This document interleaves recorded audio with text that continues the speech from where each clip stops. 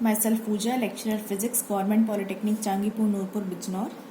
आज हमारी class applied physics second की क्लास है, जिसमें हम इलेक्ट्रोस्टैटिक्स स्थिर वैद्युत में जो हमने आगे के टॉपिक हैं हम वो डिस्कस करेंगे। हमारा आज का टॉपिक है पैरेलल प्लेट कैपेसिटर, यानी समांतर प्लेट संधारित्र।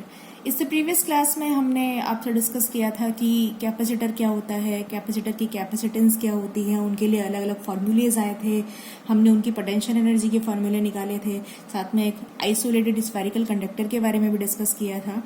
फर्दर जो अब हमारा नया टॉपिक है वो है पैरेलल प्लेट कैपेसिटर, और ये एक बहुत ही इंपॉर्टेंट टॉपिक है एग्जाम के पॉइंट ऑफ व्यू से भी, आपको ये बहुत अच्छे से समझना है। देखिए, पैरेलल प्लेट कैपेसिटर होता क्या है। तो हमारे पास पैरेलल प्लेट कैपेसिटर बनाने के लिए हमारे पास दो प्लेट्स हैं। ये दो प्लेट है हमारे पास, plate number 1 and plate number 2। इन दोनों प्लेट्स का जो एरिया है वो कैपिटल ए है। ये दोनों प्लेट्स एक दूसरे से डी डिस्टेंस पर रखी गई हैं। अब हमने क्या किया है, इस प्लेट 1 को हमने प्लस क्यू चार्ज दिया है, प्लेट 2 को हमने माइनस क्यू चार्ज दिया है। अब ये चार्ज इस पूरी की पूरी प्लेट के सरफेस पर डिस्ट्रीब्यूट हो गए हैं। प्लेट 2 का एक सिरा हमने भूमिगत कर दिया, यानी अर्थ कर दिया है। तो आप जानते हैं, कभी भी जब दो चार्ज पॉजिटिव और नेगेटिव एक दूसरे से कुछ डिस्टेंस पर होते हैं तो हमेशा पॉजिटिव टू नेगेटिव एक वैद्युत क्षेत्र डेवलप्ड हो जाता है, उत्पन्न हो जाता है। तो यहाँ पर भी देखिए, ये इलेक्ट्रिक फील्ड है जो पॉजिटिव टू नेगेटिव डायरेक्शन में उत्पन्न हो गया है।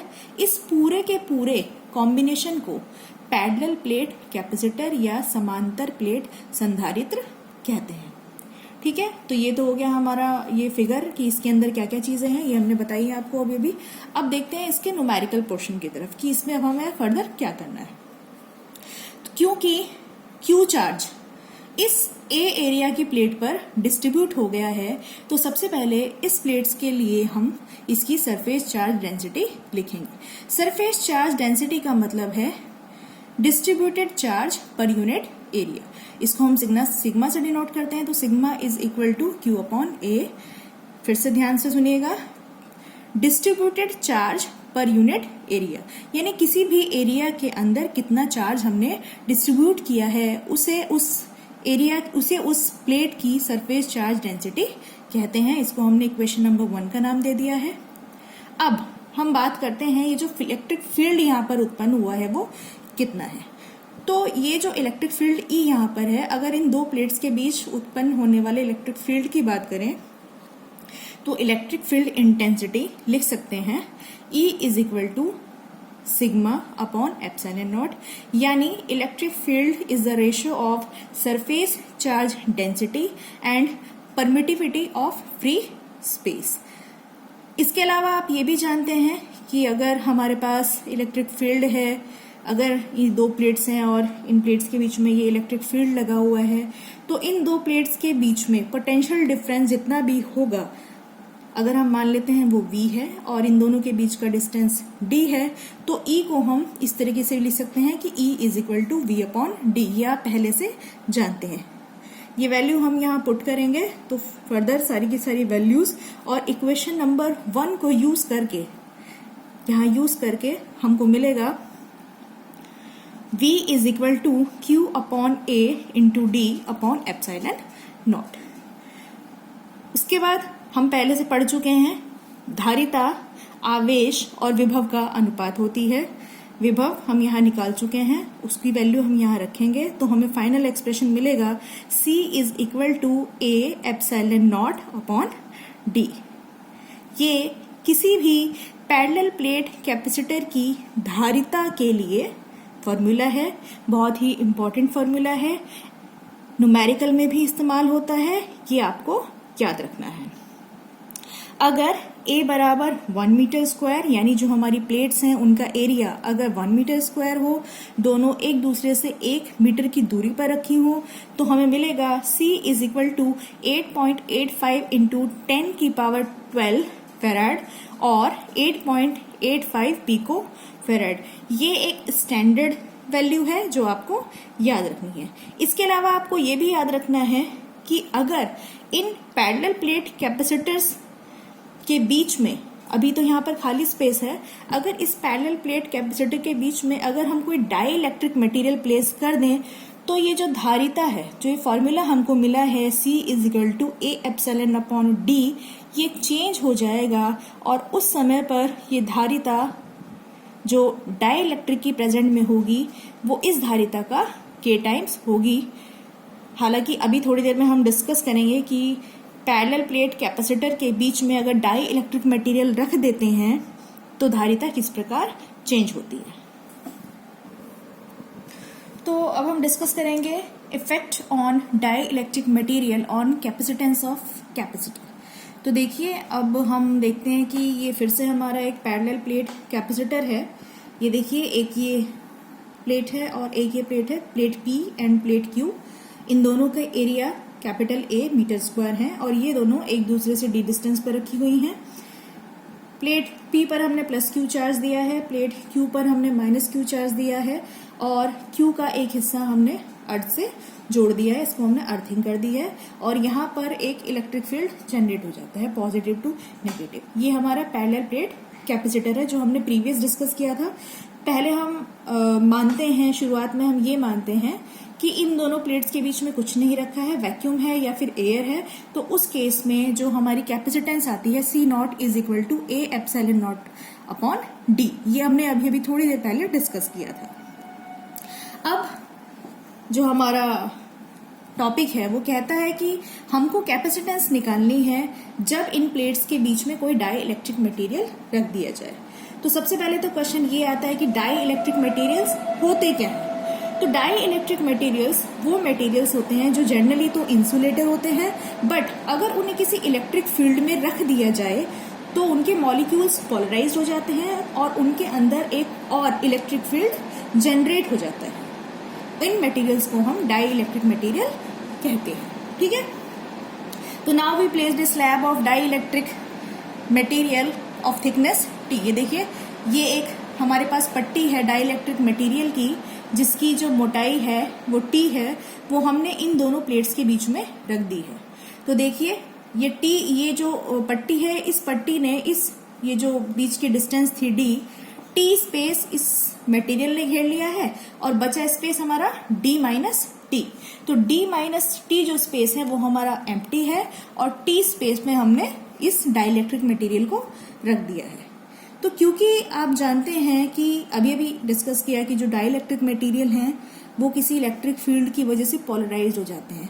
तो क्योंकि पहले से P और Q के ऊपर पॉजिटिव और नेगेटिव चार्ज हैं और इनके कारण इस पूरे के पूरे एरिया में कोई इलेक्ट्रिक फील्ड काम कर रहा है जो कि E0 है, तो इसके कारण ये जो डाई इलेक्ट्रिक मटेरियल है इसके जो मॉलिक्यूल्स हैं वो पोलराइज्ड हो जाएंगे। और पोलराइज्ड होने के कारण होगा क्या, क्योंकि यहाँ पॉजिटिव चार्ज है तो यहाँ नेगेटिव चार्ज आएगा, यहाँ नेगेटिव चार्ज है तो यहाँ पॉजिटिव चार्ज आएगा और इस पॉजिटिव और नेगेटिव चार्ज के कारण इस डाई इलेक्ट्रिक मटेरियल के अंदर भी एक इलेक्ट्रिक फील्ड जनरेट होगा जिसे हम पोलराइज्ड इलेक्ट्रिक फील्ड कहते हैं, EP कहते हैं। और इस फील्ड की डायरेक्शन पॉजिटिव टू नेगेटिव होगी। ये देखिए, इस तरफ पहले जो हमारा एम्प्टी स्पेस था उसमें जो हमारा वैक्यूम की वजह से जो हमारा इलेक्ट्रिक फील्ड है वो E0 है, जिसकी जो दिशा है वो प्लस से माइनस की तरफ है, इस तरफ है। और इंटरनल जो इस डाई इलेक्ट्रिक मटेरियल के अंदर जो इलेक्ट्रिक फील्ड उत्पन्न हुआ है, जो पोलराइजेशन की वजह से उत्पन्न हुआ है, उसे हम पोलराइज्ड इलेक्ट्रिक फील्ड कहेंगे, जिसकी डायरेक्शन पॉजिटिव टू नेगेटिव, यानी ये दोनों इलेक्ट्रिक फील्ड एक दूसरे के अपोजिट हैं। अब अगर हम इस पूरे के पूरे कॉम्बिनेशन की बात करें तो इस पूरे के पूरे कॉम्बिनेशन का इफेक्टिव इलेक्ट्रिक फील्ड अगर हम E मान लें तो वो आएगा E = E0 - EP। इसे हम इक्वेशन नंबर 3 का नाम दे देते हैं। उससे पहले हमें ये भी पता होना चाहिए कि ये जो डाई इलेक्ट्रिक मटेरियल है, इस डाई इलेक्ट्रिक मटेरियल में इलेक्ट्रिक फील्ड के कारण जो पोलराइजेशन हुआ है, उस पोलराइजेशन की वजह से इस पूरे के पूरे डाई इलेक्ट्रिक मटेरियल में कितना चार्ज डेवलप्ड हुआ है, उस चार्ज को हम पोलराइज्ड चार्ज कहते हैं और वो होता है QP = Q1 - 1/K, जहां पर K को डाई इलेक्ट्रिक कांस्टेंट भी कहते हैं। ये इस डाई इलेक्ट्रिक मटेरियल का डाई इलेक्ट्रिक कांस्टेंट है। तो QP is equal to Q1 minus 1 upon K, ये इक्वेशन नंबर सेकेंड है। और इस पूरे के पूरे कॉम्बिनेशन के लिए जो इफेक्टिव इलेक्ट्रिक फील्ड आया वो आएगा E is equal to E naught minus EP। इसको हम इक्वेशन नंबर थर्ड मान लेते हैं। अब क्योंकि हमारे यह एक पैरेलल प्लेट कैपेसिटर है और इसके अंदर इलेक्ट्रिक फील्ड जनरेट हुआ है, यहाँ पर चार्ज भी है, तो ऑब्वियसली यहाँ पर इन चार्ज के कारण कोई ना कोई पोटेंशियल डिफरेंस भी होगा।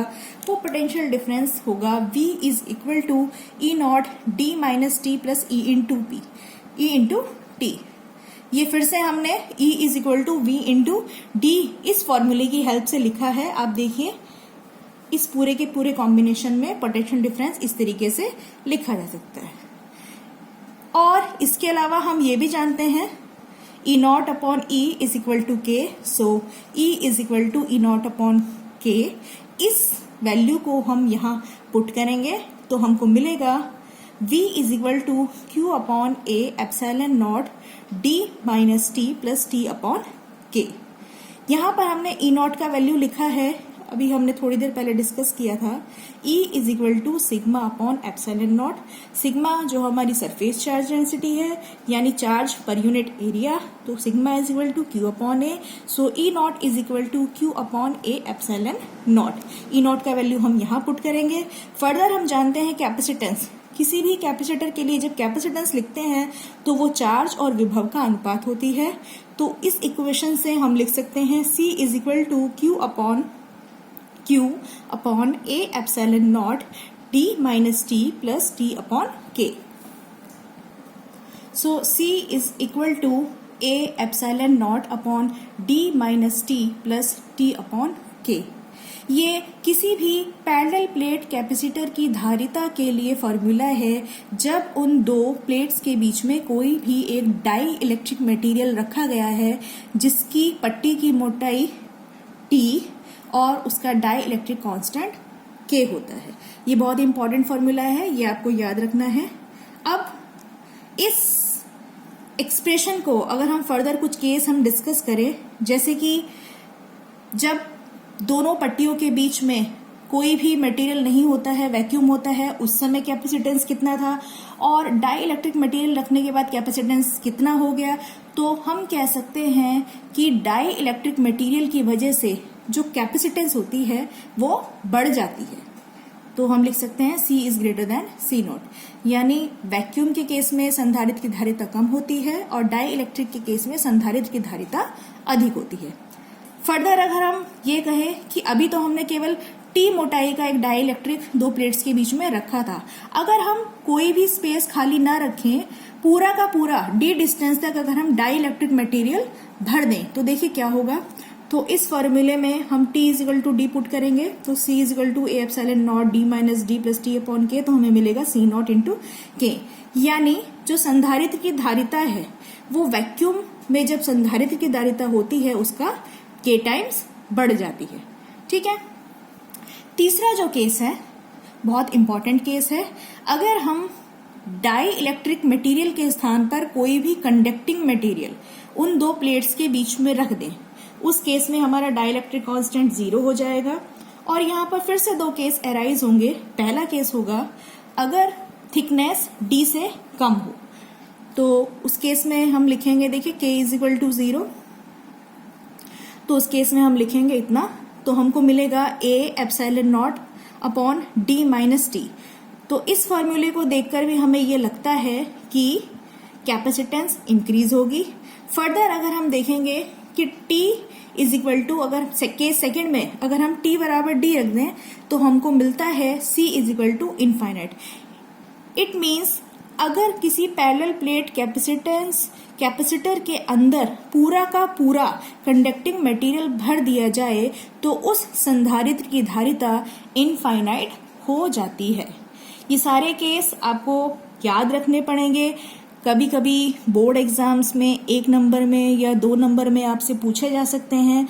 इसके अलावा अगर आपसे पैरेलल के प्लेट कैपेसिटर के बारे में पूछा जाता है, 5 नंबर का क्वेश्चन आता है, तब चाहे आपसे पूछा भी ना गया हो, आपको ये केस डिस्कस करने चाहिए। इसलिए आपको ये सारे के सारे फॉर्मूले याद रखने हैं।